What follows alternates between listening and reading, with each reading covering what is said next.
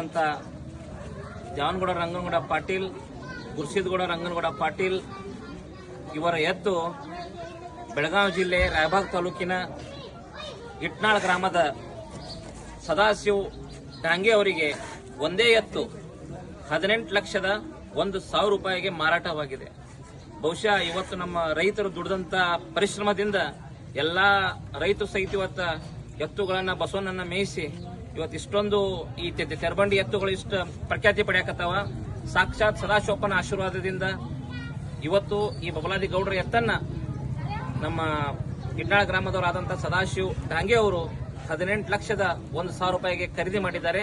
ಸದಾಶಿವಪ್ಪನ ಆಶೀರ್ವಾದ, ಚಂದ್ರೋತಾಯಿ ಚಿಕ್ಕೈ ಮುತ್ತನ ಆಶೀರ್ವಾದ ಅವ್ರ ಮನೆ ತನಕ ಇರಲಿ.